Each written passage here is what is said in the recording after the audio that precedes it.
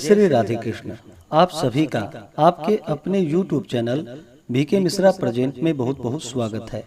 आइए आज आप सब सुनेंगे श्रावण मास महात्म्य कथा में 24वें अध्याय की कथा।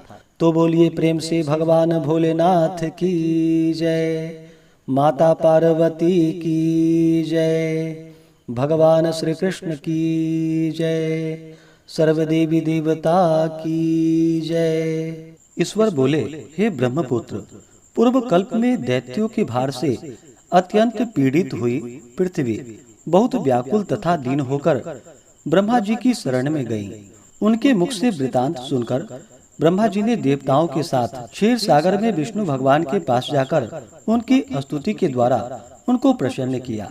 तब नारायण श्री हरि सभी दिशाओं में प्रकट हुए और ब्रह्मा जी के मुख से संपूर्ण वृतांत को सुनकर बोले कि हे देवताओं, आप लोग डरो मत। मैं वसुदेव के द्वारा देवकी के गर्भ से अवतार लूंगा और पृथ्वी का संताप दूर करूंगा। सभी देवता लोग यादवों का रूप धारण करें। ऐसा कहकर भगवान अंतर ध्यान हो गए। समय आने पर वह देवकी के गर्भ से उत्पन्न हुए। वसुदेव ने कंस के भय से उन्हें गोकुल पहुंचा दिया और कंस का विनाश करने वाले उन कृष्ण का वहीं पर पालन पोषण हुआ। बाद में मथुरा में आकर उन्होंने अनुचरों सहित कंस का वध किया। तब पुरवासियों ने आदर पूर्वक यह प्रार्थना की कि हे कृष्ण, हे महायोगिन, हे भक्तों को अभय देने वाले, हे देव, हे शरणागत वत्सल, हम शरणागतों की रक्षा कीजिए। हे देव, हम आपसे कुछ निवेदन करते हैं, इसे आप कृपा करके हम लोगों को बतलाएं। आपके जन्मदिन के कृत्य कोई कहीं भी नहीं जानता। वह सब आपसे जानकर हम सभी लोग उस जन्मदिन पर वर्धापन नामक उत्सव मनाएंगे। अपने प्रति उनकी भक्ति, श्रद्धा तथा सौहार्द को देखकर श्री कृष्ण ने अपने जन्मदिन के संपूर्ण कृत्य को उनसे कह दिया। उसे सुनकर उन पुरवासियों ने भी विधान पूर्वक उस व्रत को किया। तब भगवान ने प्रत्येक व्रतकर्ता को अनेक प्रकार का वर प्रदान किया। इस प्रसंग में एक प्राचीन इतिहास भी कहा जाता है। अंग देश में उत्पन्न एक मीतजीत नामक राजा था। उसका पुत्र महासेन सत्यवादी था तथा सन मार्ग पर चलने वाला था।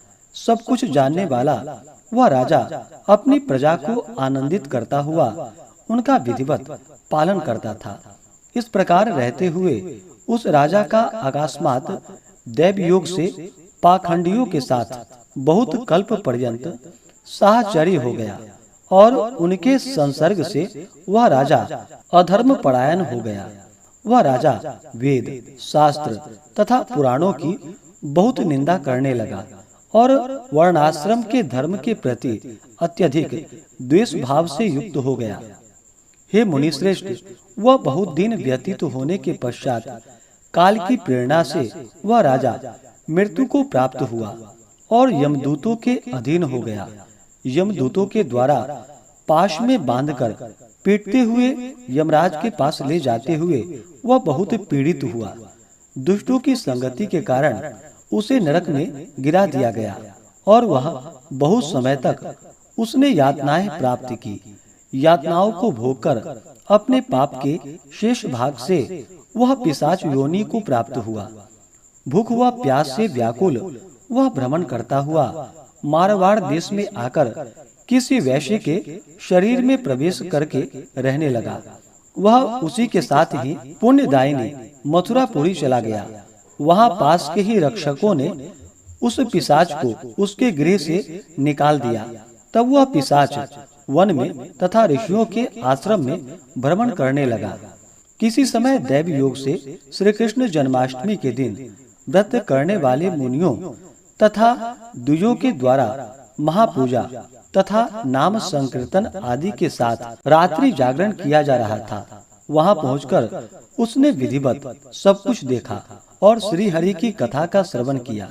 इससे वह उसी क्षण पाप रहित, पवित्र तथा निर्मल मन वाला हो गया। वह यमदूतों से मुक्त हो गया और प्रेत योनि छोड़कर विमान में बैठ दिव्य भोगों से युक्त हो विष्णु लोक को पहुंच गया। इस प्रकार इस व्रत के प्रभाव से पिशाच योनि को प्राप्त उस राजा को विष्णु का सानिध्य प्राप्त हुआ। तत्वदर्शी मुनियों ने पुराणों में इस शाश्वत तथा सार्वलौकिक व्रत का पूर्ण रूप से वर्णन किया है। सभी कामनाओं को पूर्ण करने वाले इस व्रत को करके मनुष्य सभी वांछित फल प्राप्त करता है। इस प्रकार जो कृष्ण जन्माष्टमी के दिन इस शुभ व्रत को करता है वह इस लोक में अनेक प्रकार के सुखों को भोग कर शुभ कामनाओं को प्राप्त करता है। हे ब्रह्मपुत्र, वहाँ वैकुंठ में 1,00,000 वर्ष तक देव विमान से आसीन होकर नानाविध सुखों का उपभोग करके अवशिष्ट पुण्य के कारण इस लोक में आकर सभी ऐश्वर्यों से समृद्ध तथा सभी अशुभों से रहित होकर महाराजाओं के कुल में उत्पन्न होता है।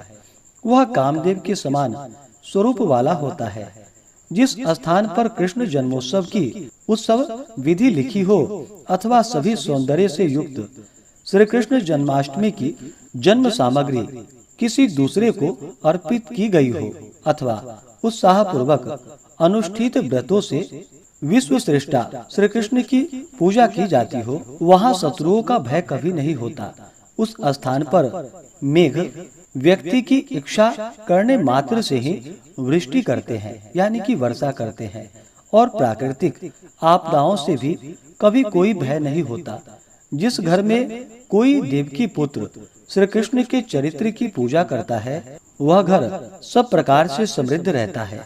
वहाँ भूत प्रेत आदि बाधाओं का भय नहीं होता।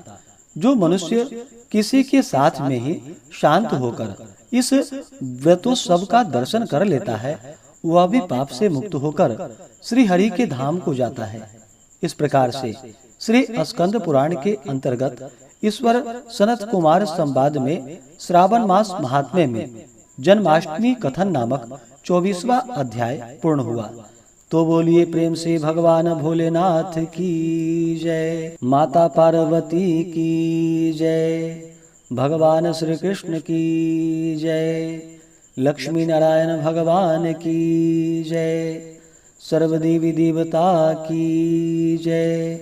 इसी प्रकार से अगर आप सब आगे के अध्यायों को सुनना चाहते हो, चैनल पे अगर आप पहली बार आए हैं तो चैनल को लाल बटन दबा करके सब्सक्राइब करें, साथ में बेल आइकन घंटी को दबाएं ताकि आने वाली वीडियो का नोटिफिकेशन आपको समय से मिलता रहे। वीडियो को लाइक करें, शेयर करें। सुखी रहें और स्वस्थ रहें। जय श्री राधे कृष्ण। धन्यवाद।